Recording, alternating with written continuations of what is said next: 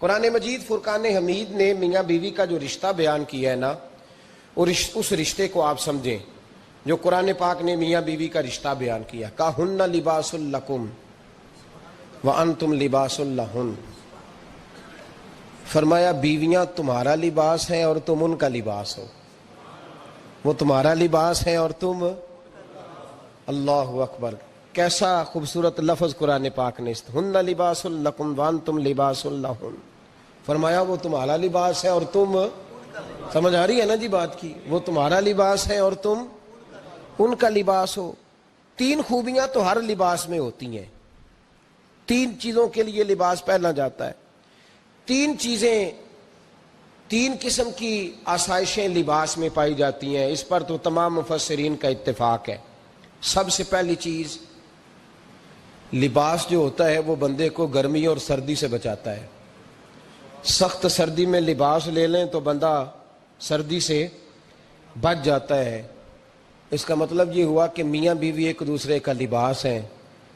اگر بیوی کی طرف کوئی تکلیف آتی ہے تو میاں اس کو بچاتا ہے، اور اگر میاں کی طرف کوئی تکلیف آتی ہے تو عورت اس کو بچاتی ہے۔ میاں بیوی ایک دوسرے کا لباس ہے۔ لباس کیا کرتا ہے؟ لباس آدمی کے عیب چھپاتا ہے، اس کے وجود پر کتنے دھبے ہیں، کتنے نشان ہیں، وہ سارے چھپا لیتا ہے لباس۔ میاں بیوی ایک دوسرے کے عیب چھپانے والے ہوتے ہیں، عیب بتانے والے، رونا رونے والے نہیں ہوتے کہ بی بی جب بھی میکے گئی اس نے جا کے رونا شروع کر دیا، اتنی میں تانگو دوسرا ہے ہی کوئی نہیں، اور خامد صاحب جب بھی ملے انہوں نے ایک ہی راگ الاپنا شروع کر دیا کہ میری کیا بات تھی، مجھے مل کیا گیا ہے، میں کیا تھا، میرے ساتھ ہوا کیا ہے۔ تو لباس ہیں، ایک دوسرے کا عیب چھپائیں گے، بولیے ایک دوسرے کا عیب چھپائیں گے، ایک دوسرے کی غلطیوں کی پردہ پوشی کریں گے۔ اور تیسرا لباس کا کیا مقصد ہوتا ہے؟ لباس شخصیت کا آئینہ دار ہوتا ہے۔ لباس آدمی کی اچھی اور خوبصورت طبیعت کا حصہ ہوتا ہے۔ جو لباس ہوتا ہے وہ انسان کو زینت بخشتا ہے،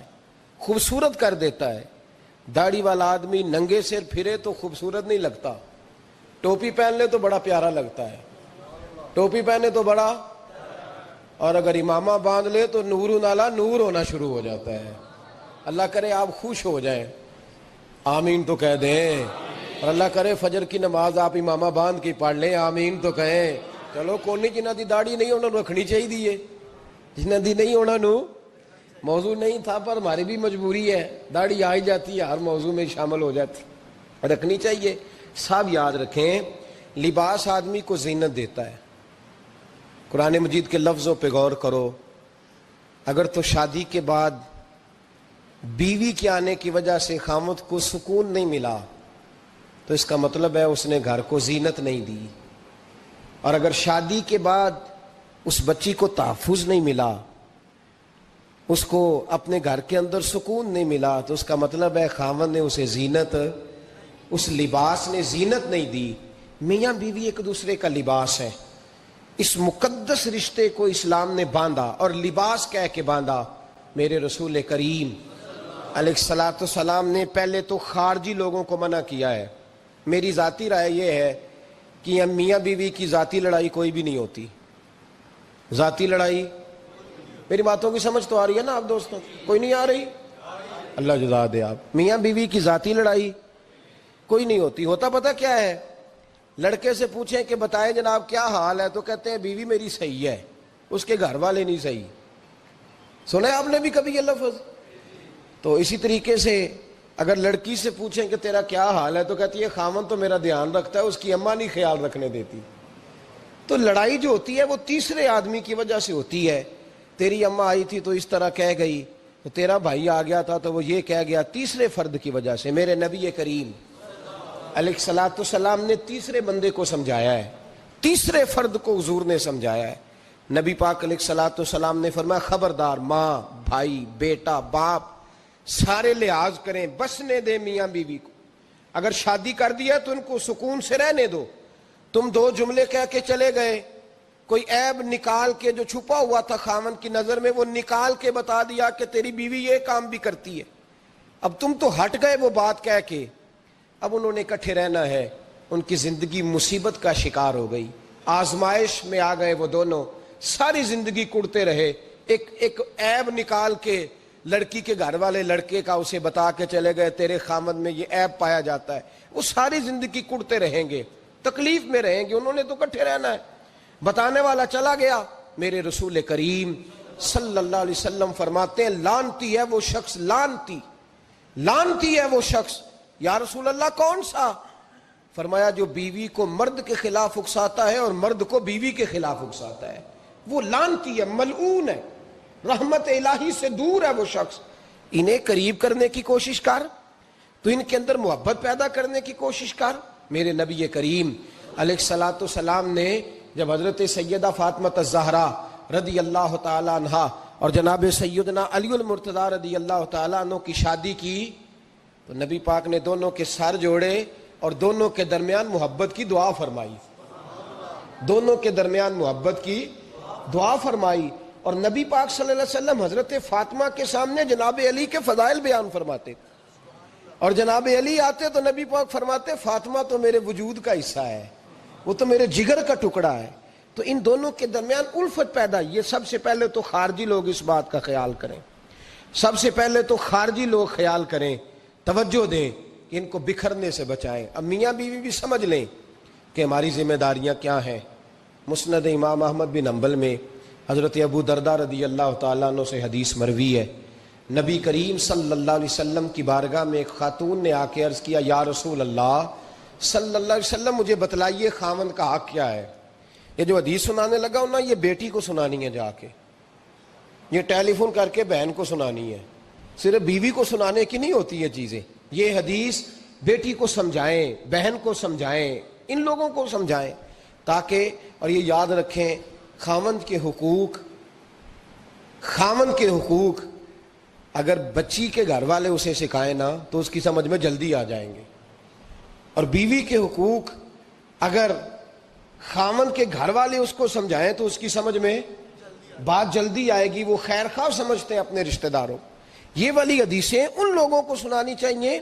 جن لوگوں کا بچہ ہے یا بچی ہے، متعلقہ آدمی حقوق بیان کرے۔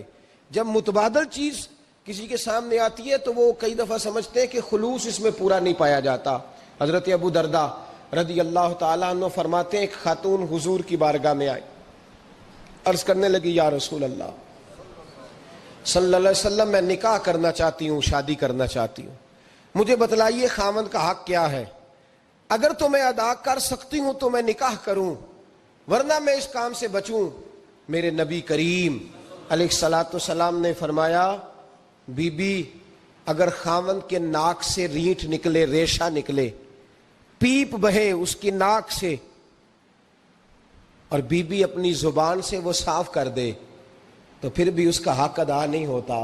حضرت ابو درداء کہتے ہیں آنکھ کھول کے اس عورت نے دیکھا تو میرے نبی پاک نے اگلے جملے ارشاد فرمائے، حضور نے فرمایا تو ان باتوں میں حیرت کر رہی ہے، میں اگر خدا کے علاوہ کسی کو سجدے کا حکم دیتا تو میں عورت کو کہتا اپنے خاوند کو سجدہ کرے، میں اس کو کہتا یہ کام کرے۔ میرے رسول کریم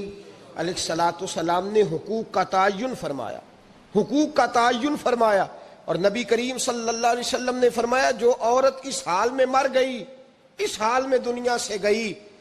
کہ اس کا خاوند اس سے راضی تھا، اس کا شوہر اس سے راضی تھا، اس کا گھر والا اس سے مطمئن تھا، تو میرے نبی پاک فرماتے ہیں جب دنیا سے جائے گی تو رب کریم جنت کا دروازہ کھول کے فوراً ہی جنت میں داخل فرما دے گا، اس کو بغیر روک ٹوک جنت دے دی جائے گی۔ شرط یہ ہے کہ وہ جب دنیا سے جائے تو اس حال میں جائے کہ اس کا خاوند اس سے شکوے نہ کرتی پھرے، شکایتیں نہ کرتی پھرے، شکایتیں نہ کرے۔ ہمارے زمانے میں شکایتیں ہوتی ہیں اور خواتین عورتیں اس بات کو سمجھتی نہیں کہ اللہ نے جو میرے نصیب میں رکھا تھا اور جو خاوند رب نے میرے لیے پسند کیا تھا وہ اللہ نے مجھے عطا فرما دیا ہے۔ وہ شکوے کرتی ہیں، شکایات کرتی ہیں، اور دوسری عورتوں کو سامنے رکھ کے وہ فلاں کے حصے میں یہ چیز آئی، فلاں کے حصے میں یہ چیز آئی، فلاں کا خاوند یوں کرتا ہے، شکوہ کرتی ہیں۔ میرے رسول پاک علیہ السلام نے فرمایا عورتیں کثرت سے جہنم میں جائیں گی، کثرت سے۔ تو ایک صحابی رو پڑے، ایک حدیث میں لفظ یہ ہے رو پڑے، عرض کرنے لگے یا رسول اللہ وہ ہماری مائیں بھی ہیں، بیٹیاں بھی ہیں، بہنیں بھی، حضور جہنم میں جائیں گی؟ نبی پاک صلی اللہ علیہ وسلم نے فرمایا ایک تو وہ عیب جوئی کرتی ہیں، غیبتیں کرتی ہیں، دوسرا رب کا شکر ادا نہیں کرتی، اور تیسرا فرمایا اپنے خاوند کا بھی شکریہ ادا نہیں کرتی، بات بات پہ ناشکری کرتی ہیں، بات بات پہ ناشکری کرتی، اس سبب سے جہنم میں جائیں گے۔ عورت کے حقوق کا تعین فرمایا، اور ساتھ ہی میرے رسول پاک علیہ السلام نے مرد کی طرف توجہ فرمائی، اور کیا خوبصورت لفظ ارشاد فرمایا تم میں ہر آدمی اپنے آپ کو اچھا سمجھتا اور اچھا کہتا ہے، ہر آدمی کہتا ہے، لیکن کوئی اگر مجھے آ کے پوچھے گا کہ محبوب آپ کی امت میں اچھا کون ہے، تو حضور فرماتے ہیں میں اسے اچھا سمجھوں گا جو اپنے گھر والوں کے حق میں اچھا ہے، جو اپنی بیوی خیرکم لأہلہ، تم میں سے بہترین وہ ہے جو اپنے گھر والوں کے لیے اچھا ہے، اور فرمایا جاؤ میرے گھر جا کے پوچھ لو وانا خیرکم لأہلہ، میں تم سب سے زیادہ بڑھ کر اپنے گھر والوں کے لیے اچھا ہوں، تم میں بہترین وہ ہے جو اپنے گھر والوں کے لیے، بال بچوں کے لیے، بیوی کے لیے اچھا ہے۔ رسول کریم علیہ السلام نے خاوند کو حکم دیا اور ارشاد فرمایا کہ عورت ٹیڑھی لکڑی ہے، بیچاری کو اللہ نے عقل پوری نہیں دی۔ ایک بچہ چھوٹا ہوتا ہے، ہمیں پتہ ہوتا ہے کہ اس کا شعور پورا نہیں، اگر کوئی غلطی کرے تو کیا اسے نکال دیا جاتا ہے گھر سے؟ بولے، چھوٹا بچہ ہے، وہ کئی دفعہ بڑا نقصان کر دیتا ہے، آپ کیا کہتے ہیں؟ اسے مارتے ہیں، کلاڑی لے آتے ہیں اس کے لیے؟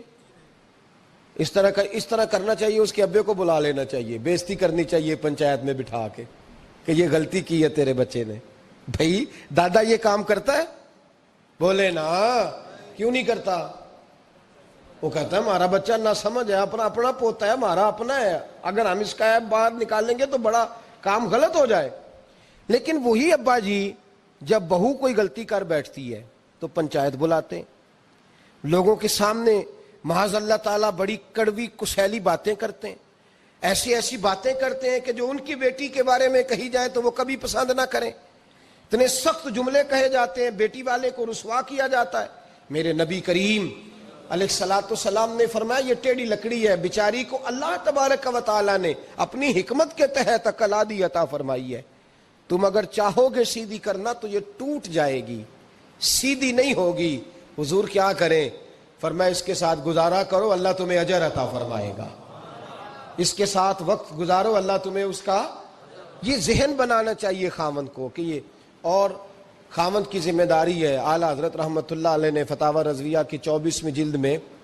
بالتفصیل لکھا ہے،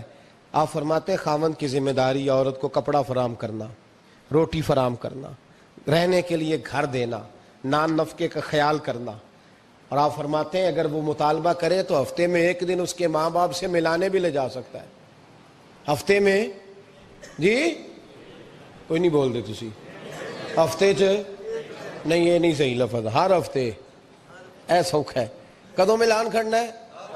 پاویں نہ بولو، گل جڑی سچی ہو تے سچی ہے، ملان کدوں لے جانا ہے؟ اچھا اپنی اماں نو روز ملدا ہے سویرے شام، تے وہ کہندی مینوں بھی اماں نو ملا لیا، تے کہندا روز نہیں جائیدا، تے تم بھی نہ ملا اپنی اماں نو روز بھائی۔ لیکن ہاں اعلیٰ حضرت فرماتے ہیں ہفتے میں ایک دفعہ ماں باپ سے، بولے، بیٹی کا پیار ماں باپ سے زیادہ ہوتا ہے کہ بیٹے کا؟ نہ تو سارے انہوں پتا ہے، یعنی تسی گھٹ کر دے ہو نا، تاں بیٹی دا نام لیا جے، صحیح بات کر رہا ہوں؟ تو جس کا پیار زیادہ ہے اس کو روک دیا، کہتے نہیں روز نہیں جائیدہ، سال بعد جائیں، بلکہ ان تے اللہ خیر کرے، اللہ پاک فضل کرے، داماد صاحب کی عزت ہی نہیں نہ ہوتی، اس کو آنکھوں پہ بھی اٹھائے تو کہتے تیرے گھر دے میری عزت نہیں کر دے، پتہ نہیں ان تو عزت بھائیا کیڑی شے دا نام رکھیا ہے، وہ کیڑی ہے جڑی تینوں چاہیے، اللہ ہی بہتر جانتا ہے۔ عزت نہیں کرتے تو لہذا میرا پروٹوکول نہیں، پھول لے کے کھڑے نہیں ہوتے گلی میں، وہ باہر نہیں نکلتے، وہ اشتہار نہیں چھاپتے کہ داماد صاحب آ رہے ہیں، اور ویسے بھی میں کہاں جاؤں، مطلب یہ کہ چپس بھی نہیں ہے، انہوں نے سنگ مرمر بھی نہیں لگوایا ہوا، تو میں کیسے جاؤں، میری شان کے خلاف۔ اعلیٰ حضرت فرماتے ہیں ہر ہفتے وہ بیٹی جو ہے، تو بیٹیاں ہوتی ہیں، یہ تو اس دن پتہ چلتا ہے نا جب اپنی بیٹی بندہ ڈولی میں ڈالتا ہے،